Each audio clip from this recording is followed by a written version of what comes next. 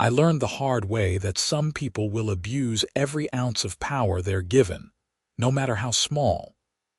My name is Yannick Crawford, and I own 3 rental properties in suburban Phoenix, Arizona. For years, I'd heard horror stories about HOAs from friends and online forums, but I'd always figured most of them were exaggerated. Then, I met Linda Pemberton, and everything changed.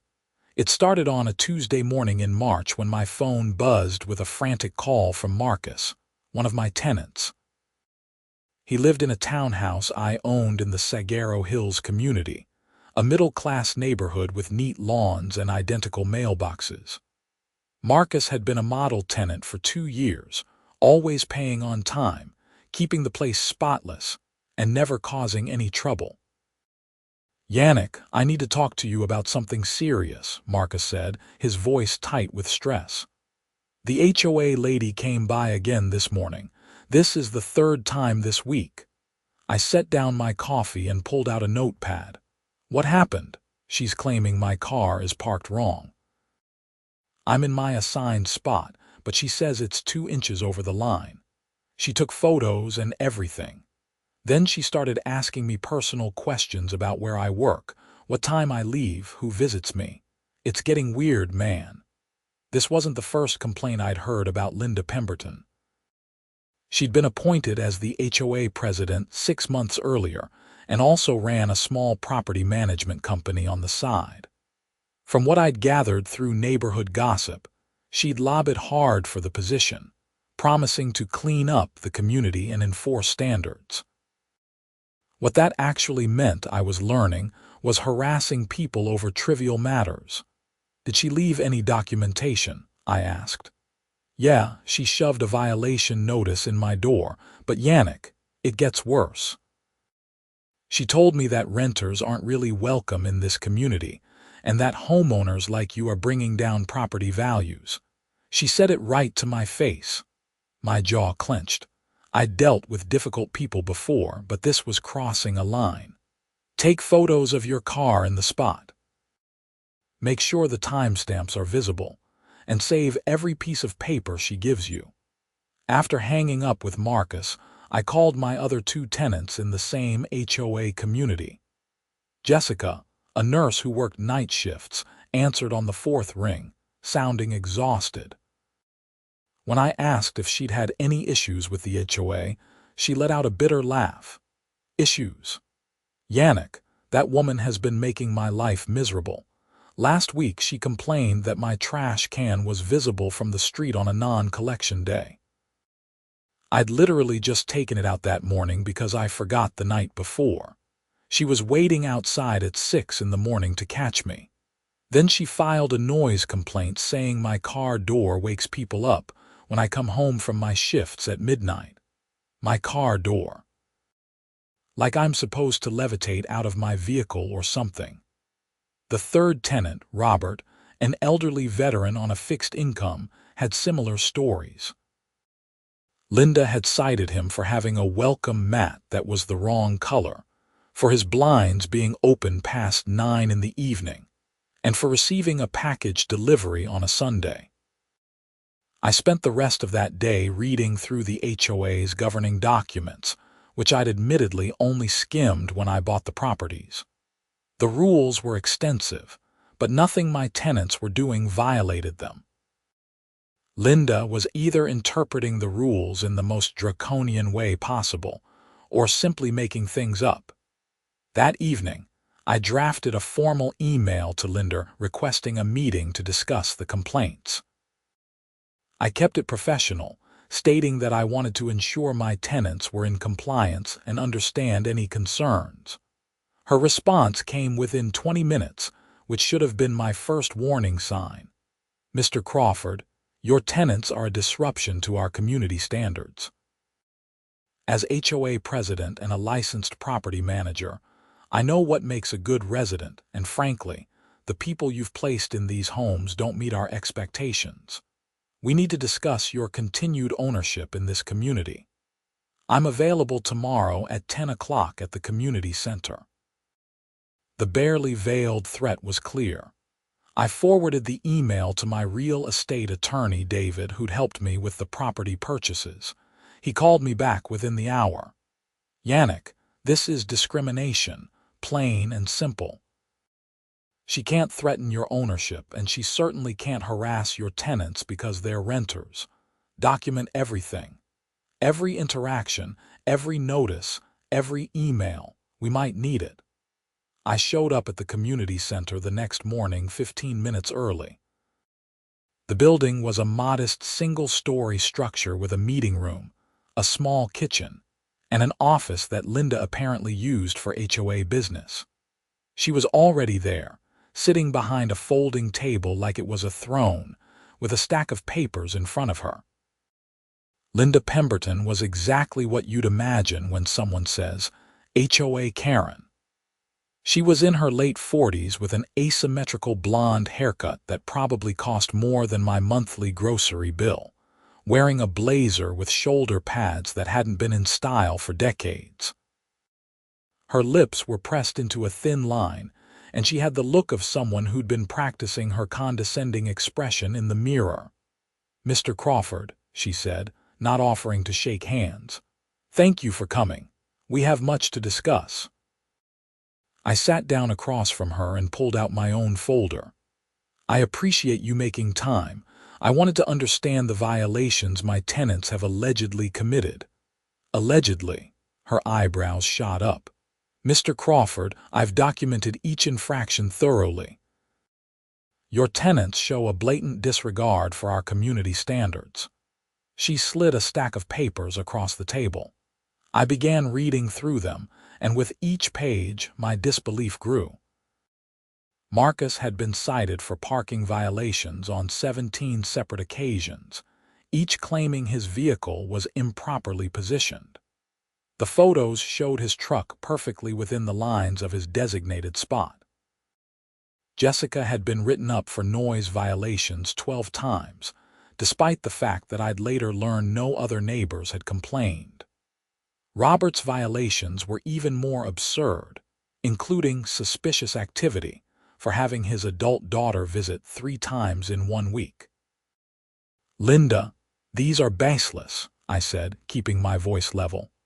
"Marcus's vehicle is clearly within his spot. Jessica works nights as a nurse. She's not throwing parties. And Robert having family visit isn't a violation of anything." Linda leaned forward, her voice dropping to a stage whisper that was somehow more aggressive than shouting. "Mr. Crawford, let me be frank. This is a community for homeowners who take pride in where they live. Renters don't have the same investment. They don't care about property values. And frankly, your tenants are not the caliber of residents we want here. That sounds like discrimination against renters, which is illegal under the Fair Housing Act." Her face flushed. "I'm a licensed property manager. I know the law better than you do. This isn't discrimination. This is maintaining standards. And if you can't control your tenants, perhaps you should consider selling your properties to people who will actually live in them." The meeting deteriorated from there. Linda refused to withdraw any of the violations and informed me that the HOA board would be voting on new restrictions for rental properties at the next meeting, including a cap on the number of rentals allowed in the community and mandatory quarterly inspections of rental units. When I pointed out that changing the CC and Articus required a full community vote, not just the board, she waved her hand dismissively. "We'll see what my attorney says about that," she said with a smug smile. I left that meeting knowing this was going to get ugly. What I didn't know was just how far Linda would go over the next 2 weeks. The harassment escalated dramatically. Marcus called me to say Linda had been parking her car across the street from his townhouse and watching his comings and goings. She'd approached his girlfriend when she visited, demanding to know who she was and whether she was an unauthorized resident. When Marcus confronted her about it, Linda claimed she was conducting routine community security checks. Jessica's situation got worse too. Linda filed a complaint with the local police claiming Jessica was dealing drugs, based on nothing more than the fact that she worked odd hours and had visitors.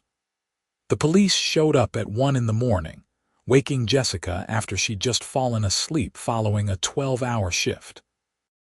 The officers were apologetic when they realized the call was completely unfounded, and one of them actually warned Jessica to document the harassment. But it was what happened to Robert that pushed me over the edge. Robert called me on a Friday afternoon, his voice shaking. "Yannick, she's trying to have me evicted. She put a notice on my door saying I'm being kicked out of the community." I drove straight to his place. The notice was printed on fake legal letterhead with eviction notice in bold red letters. It claimed Robert had committed multiple violations and had 30 days to vacate the property. The document was complete nonsense, full of legal-sounding jargon that meant nothing, but to Robert, it looked official enough to terrify him. "She can't evict you," I assured him, pulling the paper down. "I'm your landlord, not her. This is completely fake." "But she said she's a property manager. She said she has the authority."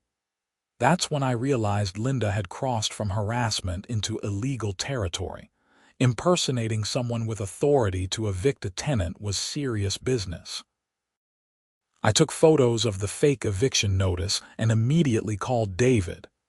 "She's impersonating a landlord and attempting an illegal eviction," David said after I explained the situation. "That's fraud at minimum, possibly criminal fraud depending on how far she's taken it. You need to file a complaint with the Arizona Department of Real Estate. They regulate property management licenses." I spent that weekend compiling every piece of documentation I had. Every bogus violation notice, every threatening email, every photo of Linda stalking my tenants. I reached out to other homeowners in the community and discovered I wasn't alone. 3 other owners who rented their properties had been dealing with similar harassment, but they'd been too afraid to fight back because Linda had threatened them with expensive legal action. One of them, a woman named Patricia who owned 2 condos in the community, told me that Linda had actually filed a lien against her property over unpaid HOA fees. The problem was, Patricia had paid her fees in full. When she tried to dispute it, Linda claimed the payment was never received and demanded Patricia prove it. It took Patricia 3 months and a lawyer to get the fraudulent lien removed. "She's trying to force rental property owners out," Patricia told me. "She's been open about it at board meetings. She wants this to be an owner-occupied community only, and she doesn't care what she has to do to make it happen." Armed with all this information, I filed a formal complaint with the Arizona Department of Real Estate on Monday morning.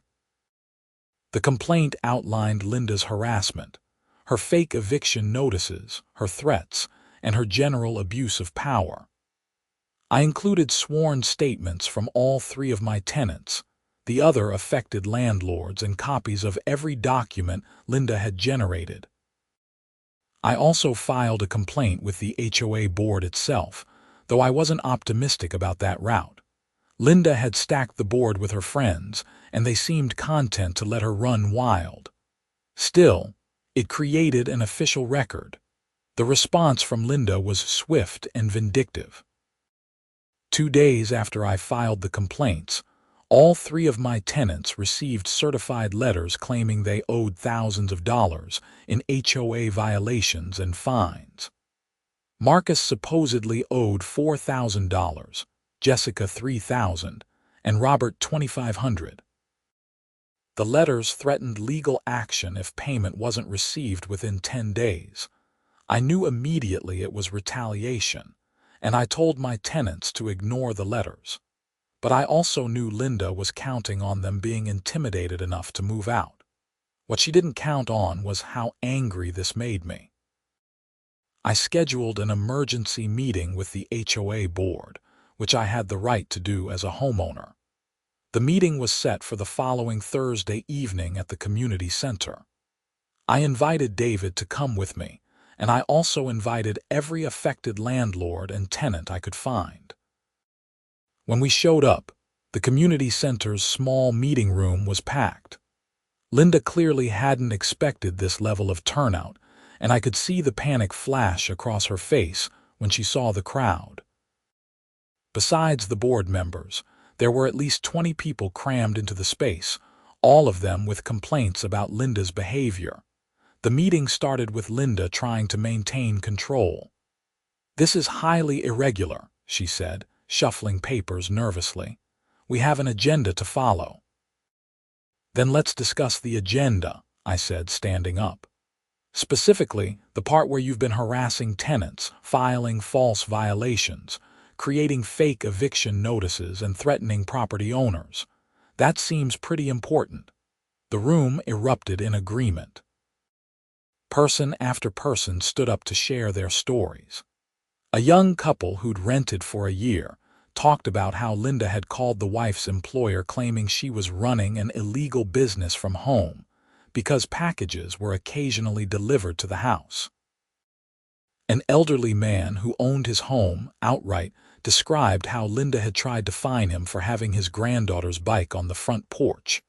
What emerged from that meeting was a pattern of abuse that went far beyond what I'd experienced. Linda had been systematically targeting anyone she deemed undesirable, using her position as HOA president and her property management license as weapons. She'd filed false police reports, created fraudulent documents, and threatened people with legal action she had no authority to take. The board members, to their credit, looked increasingly uncomfortable as the stories piled up. Even Linda's friends couldn't deny the sheer volume of complaints. When David stood up and explained that multiple complaints had been filed with state regulatory agencies and that civil lawsuits were likely forthcoming, two of the board members exchanged glances. "I motion that we place Linda Pemberton on administrative leave as HOA president pending an investigation," one of them said. "Second," another quickly added. Linda's face went bright red. "You can't do this. I've done nothing wrong. These people are lying." "All in favor?" the vice president asked. 4 hands went up. Only Linda's closest friend abstained. Motion carries. "Linda, effective immediately, you're suspended from your duties. We'll be conducting a full audit of HOA finances and all actions taken under your authority." I watched Linda gather her things with shaking hands, her face a mask of fury. As she passed me on her way out, she leaned in close. "You're going to regret this. I'll make sure of it." "That sounds like a threat," David said calmly, "and I'm a witness to it." Linda stormed out, and the meeting continued for another hour as we discussed next steps. The board agreed to hire an independent management company to review all of Linda's actions as president.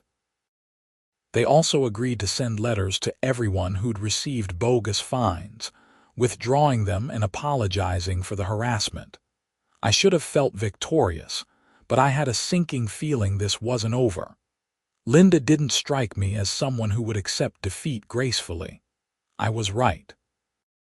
Over the next week, strange things started happening. Marcus came home to find his car keyed in the parking lot.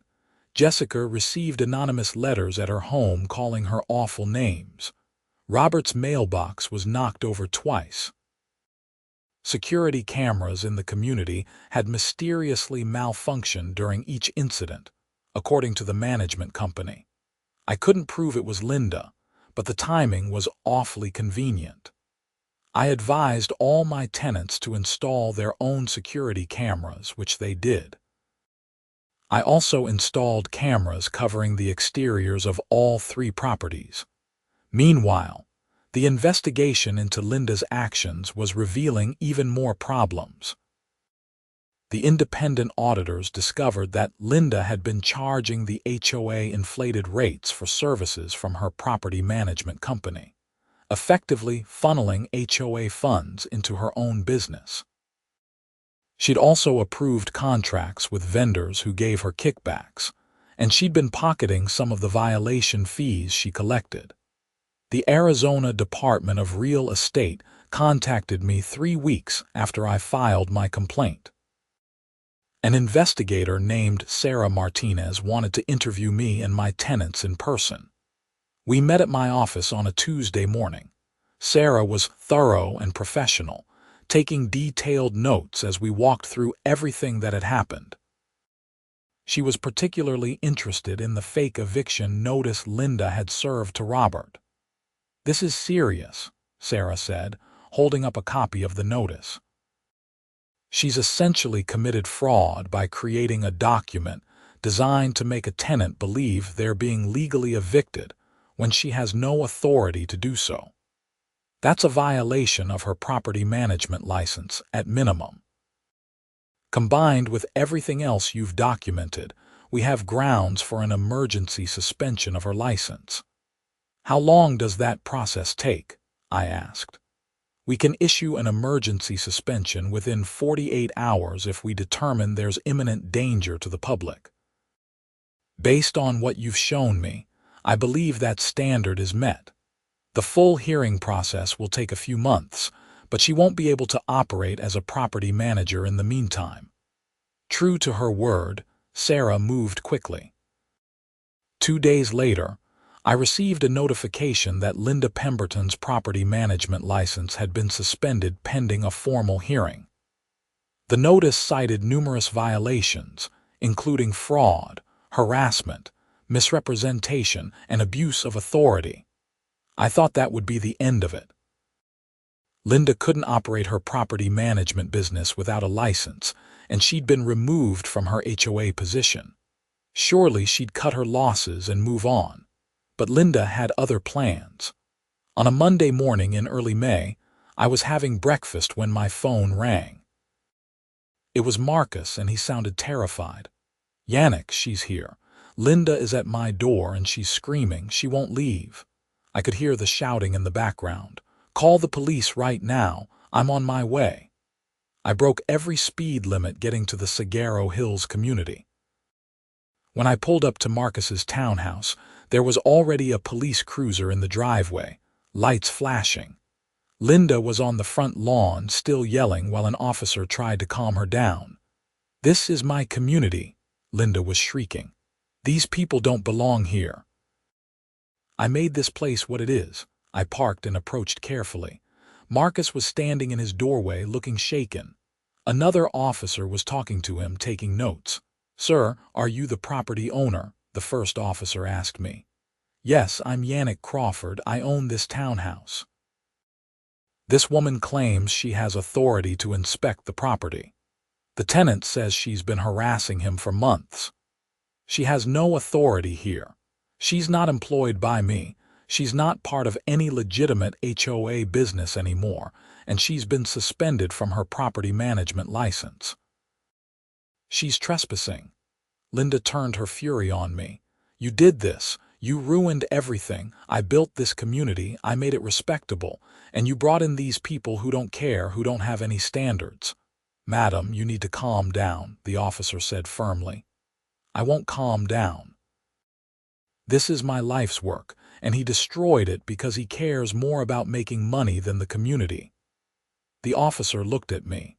"Do you want to press charges for trespassing?" I looked at Marcus, who nodded. "Yes, and this is part of an ongoing harassment campaign. I have documentation." Linda was arrested that morning for trespassing and disorderly conduct. As the police led her away in handcuffs, she was still shouting about how I'd ruined her life and how she'd make me pay. The whole scene was surreal. I spent an hour with Marcus making sure he was okay. The incident had clearly shaken him, and I didn't blame him. Having someone show up at your home screaming and refusing to leave is traumatizing. "I'm thinking about moving," Marcus admitted. "I love this place, but I don't feel safe anymore." That broke my heart. Marcus was a great tenant who'd never caused any problems, and now he was being driven out of his home by someone's vendetta. I understand, and I won't hold you to the lease if you want to leave, but I'm also going to do everything in my power to make sure Linda can't bother you again. Later that day, I met with David to discuss our options. We need to file for a restraining order, he said.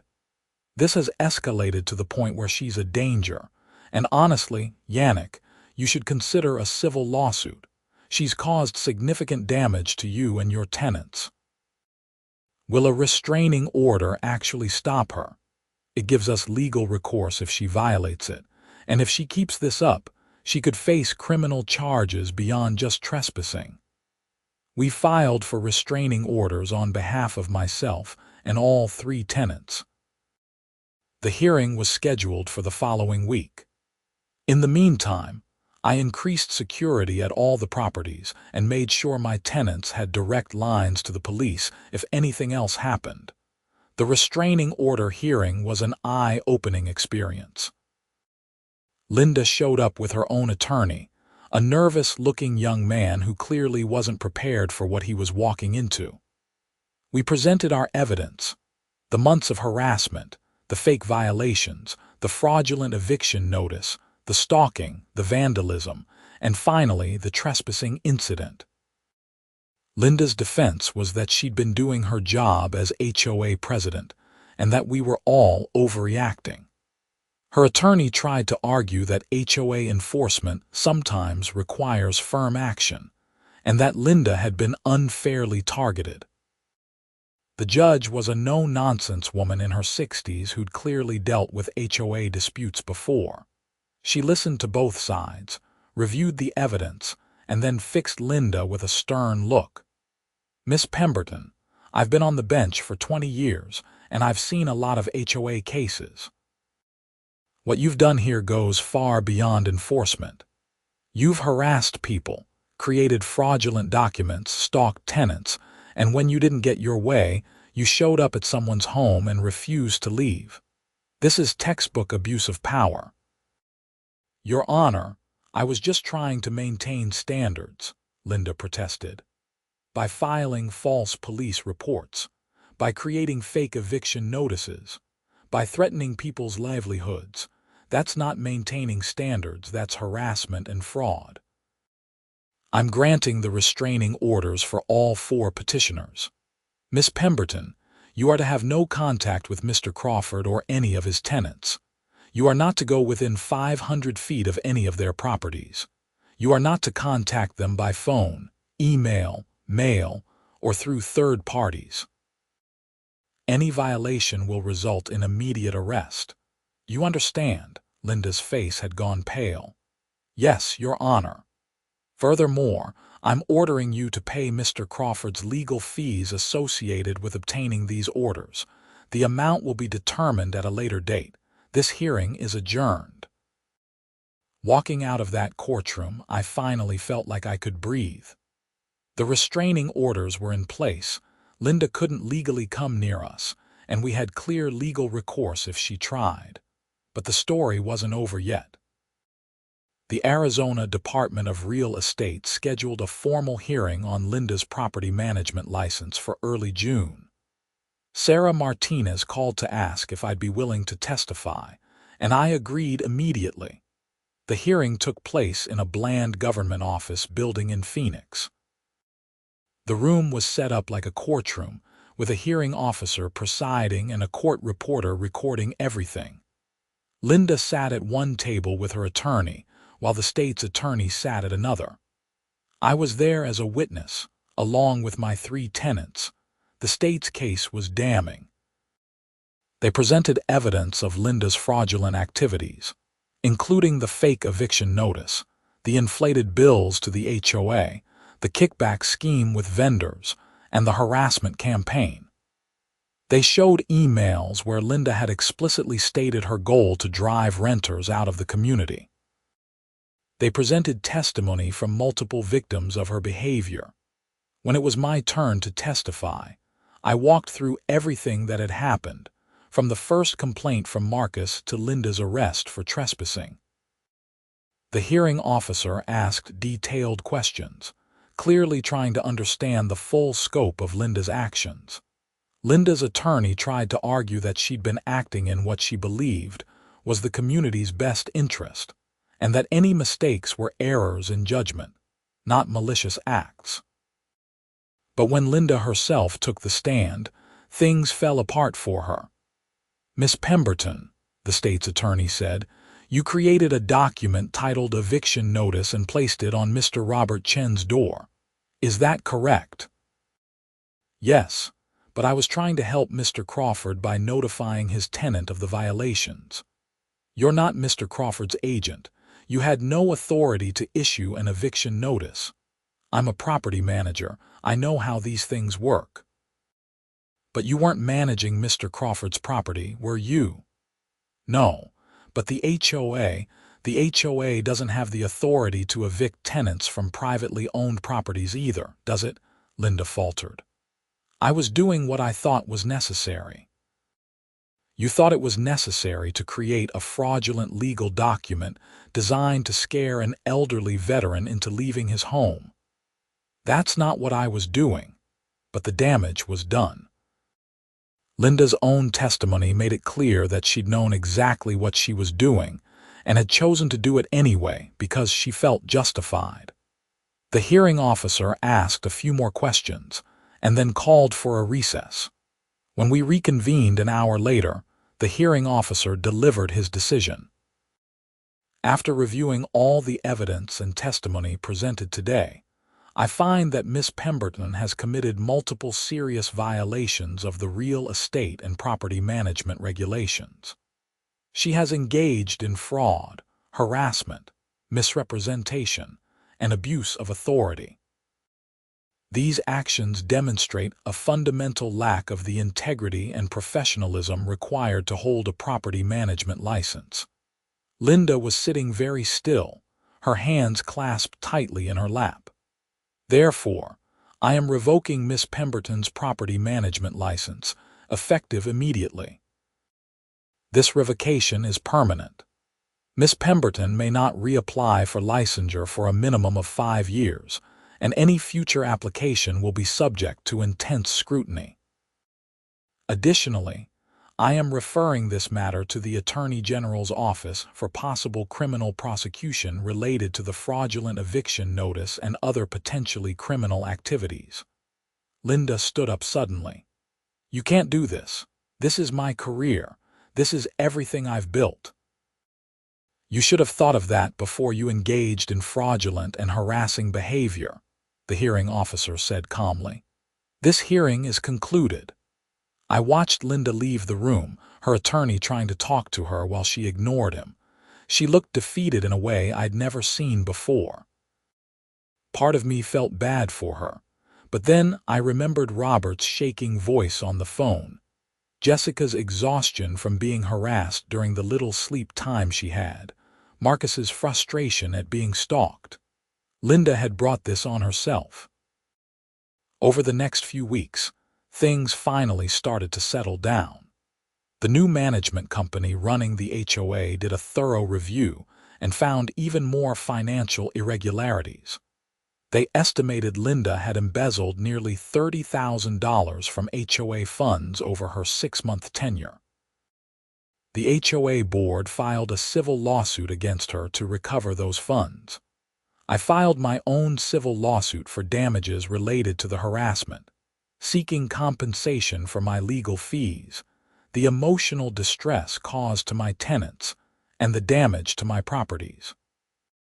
Patricia and the other affected landlords joined as co-plaintiffs. Linda's property management business collapsed without her license. Her clients all left, and she had to shut down the company.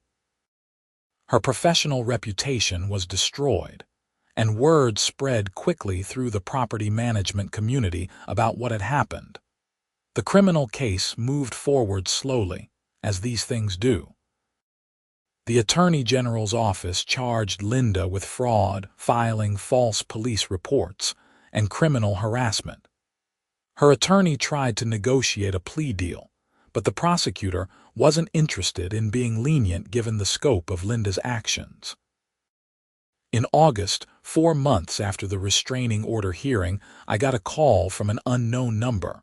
I almost didn't answer, but something made me pick up. "Mr. Crawford, this is Linda Pemberton." My hand tightened on the phone. "You're violating the restraining order by calling me." "Please, just listen for 1 minute. I'm not trying to harass you, I just need to talk." Against my better judgment, I stayed on the line. "You have 60 seconds. I know I messed up. I know I went too far. I'm losing everything. My business is gone, my license is revoked. I'm probably going to jail and I've lost all my friends. I'm calling to ask if you'd be willing to drop the civil lawsuit. I don't have any money left. My legal fees have bankrupted me. Linda, you harassed my tenants for months. You created fake legal documents. You stalked people. You filed false police reports. You stole from the HOA. And now you want me to just let it go because you're facing consequences. I'm begging you. Please. Give me another chance. I made mistakes, but I don't deserve to lose everything." I thought about Marcus, who'd moved out despite my offers to let him break the lease without penalty. I thought about Jessica, who still jumped every time someone knocked on her door. I thought about Robert, who'd confided in me that he had nightmares about being evicted and homeless. "You didn't give any of them a chance when you were making their lives miserable," I said.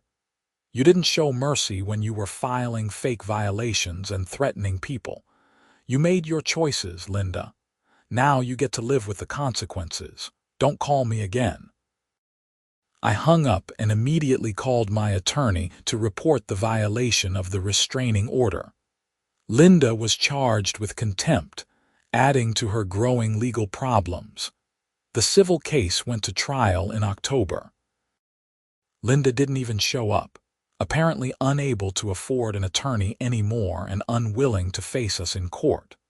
The judge awarded us a default judgment for $85,000, covering legal fees, damages, and punitive damages. I knew we'd probably never see that money. Linda had claimed bankruptcy, but it was the principle that mattered. The criminal trial happened in November. Linda took a plea deal at the last minute, pleading guilty to fraud and filing false reports in exchange for the harassment charges being dropped. The judge sentenced her to 18 months in jail, with credit for time served and 5 years probation. She'd also have to pay restitution to the HOA for the embezzled funds. I attended the sentencing hearing, sitting in the back of the courtroom. When the judge asked if Linda had anything to say, she stood up and gave a rambling speech about how she'd only been trying to protect the community she loved and how she'd been unfairly persecuted for doing her job. She never once apologized to any of her victims. "Miss Pemberton," the judge said when she finished, "you had a position of trust and authority and you abused it terribly. You targeted vulnerable people. You broke the law repeatedly, and even now you seem unable to accept responsibility for your actions. This sentence is more lenient than what you deserve, and I hope you use your time in custody to reflect on the harm you've caused." Linda was led away in handcuffs, and that was the last time I saw her. Life slowly returned to normal after that. Jessica decided to stay, especially after the new HOA board formally apologized to all the tenants who'd been harassed and made it clear that renters were valued members of the community. Robert stayed too, though it took him months to feel secure again. Marcus never came back, but we parted on good terms, and I gave him a glowing reference for his next place. The Saguaro Hills community actually improved without Linda's toxic presence. The new HOA board was reasonable and focused on actual community improvement rather than petty enforcement. Property values increased, and the neighborhood developed a reputation as a welcoming place for both owners and renters. I learned a lot from the experience. I learned to take HOA complaints seriously from the start and document everything. I learned that some people will abuse even the smallest amount of power if given the chance. And I learned that standing up to bullies, even when it's difficult and expensive, is worth it. About a year after everything ended, I was doing a routine inspection of Robert's townhouse when he pulled out a folder of old papers. "I kept all of these," he said, showing me the stack of bogus violation notices Linda had issued. "I don't know why, maybe to remind myself that I survived it." "You did more than survive," I told him. "You stood up and fought back. That took courage." "We all did it together," he said. "If you hadn't been willing to fight for us, I probably would have just moved out quietly. A lot of landlords wouldn't have bothered." That meant more to me than any court victory. At the end of the day, this whole nightmare had been about protecting people's homes and dignity. Linda had tried to use her position to make people feel small and unwelcome, and we'd stopped her. The property management industry in Arizona made some changes too. The Department of Real Estate used Linda's case as an example in new training materials, highlighting the warning signs of abuse and the serious consequences for violations. Several other property managers who'd been engaging in similar behavior were investigated and disciplined. I still own those 3 properties in Saguaro Hills, and I plan to keep them for a long time. The community has become a great place to live, with a functional HOA that actually serves its residents instead of terrorizing them. Jessica still lives there, Robert too. New tenants have moved into Marcus's old place, a young family who loves the neighborhood. Every now and then, someone asks me about the whole situation with Linda. They've heard rumors or read about the case online. I always tell them the same thing: document everything, stand up for what's right, and never let anyone abuse their power without consequences. It might be expensive, it might be stressful, and it might take longer than you'd like, but it's worth it. Linda Pemberton begged for another chance, but she'd used up all her chances when she decided her personal crusade against renters was more important than people's rights and dignity. She lost her license, her business, her freedom, and her reputation because she couldn't understand a simple truth. Power without accountability is just tyranny, no matter how small the domain. As I locked up Robert's place after that inspection and walked back to my car, I felt a sense of satisfaction. The system had worked eventually. Justice had been served. And most importantly, good people were able to live in peace in their homes without fear of harassment from someone who'd let a little bit of authority go to her head. The HOA board later told me they'd updated their bylaws to include specific protections for renters and strict oversight of the HOA president's powers. No one wanted another Linda Pemberton situation. They'd learned the same lesson I had, that communities are built on respect and fairness, not intimidation and discrimination. I sometimes wonder what Linda is doing now. She got out of jail after serving most of her sentence and is presumably on probation somewhere in Arizona. I heard through the grapevine that she moved to a different part of the state and was working a regular job, barred forever from property management. Part of me hopes she learned something from the experience, but I'm not optimistic. People like Linda rarely change because they rarely believe they were truly wrong. What I do know is that my tenants are happy, the community is thriving, and I sleep well at night knowing I did the right thing. When Linda called me begging for mercy, for another chance, she was really asking me to let her escape the consequences of her own actions. But consequences are how we learn, how we grow, and how we protect others from harm. She didn't deserve another chance because she'd never used her first chance responsibly. She'd been given authority and trust, and she'd weaponized both against innocent people. The tenants she'd harassed hadn't gotten a chance to avoid her wrath. The community she'd stolen from hadn't gotten a chance to stop her before the damage was done. Why should she get a chance to avoid accountability? The answer is simple. She shouldn't, and she didn't. And while I take no pleasure in her downfall, I take great satisfaction in knowing that justice was served and that vulnerable people were protected. That's what being a landlord should be about, protecting your tenants and standing up for them when they need it. As I drove away from Saguaro Hills that day, the Arizona sun setting behind the mountains, I felt at peace. The nightmare was truly over. Linda Pemberton had learned the hard way that you can't harass people, break the law, and abuse your power without facing consequences. Her property management license was gone forever, her reputation destroyed, and her freedom temporarily taken away. More importantly, the people she'd tormented were finally safe and able to live their lives without fear.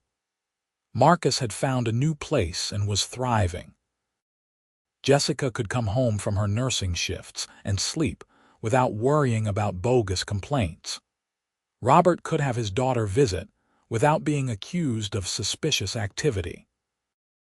The HOA system isn't perfect, and there are probably other Linda Pembertons out there abusing their small amounts of power.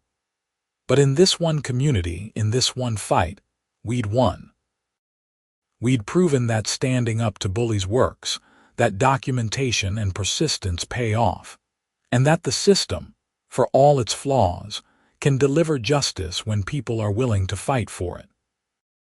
That's the real ending to this story, not Linda's downfall, satisfying as that was, but the restoration of peace and dignity to people's homes. Because at the end of the day, that's what this was always about. Home should be a place of safety and comfort, not fear and harassment. And thanks to a lot of hard work, legal fees, and stubborn determination, that's exactly what those 3 townhouses in Saguaro Hills became again. Linda Pemberton begged for another chance, but some people don't deserve one. She'd had her chance, and she'd used it to hurt people. Living with those consequences was her burden to bear, not mine to relieve. And somewhere out there in neighborhoods across America, maybe another HOA Karen read about her case and thought twice before abusing their power. If that happened even once, then all the stress and expense was worth it. Justice isn't always swift, and it isn't always cheap, but when it finally arrives, it's worth every moment of the struggle to achieve it.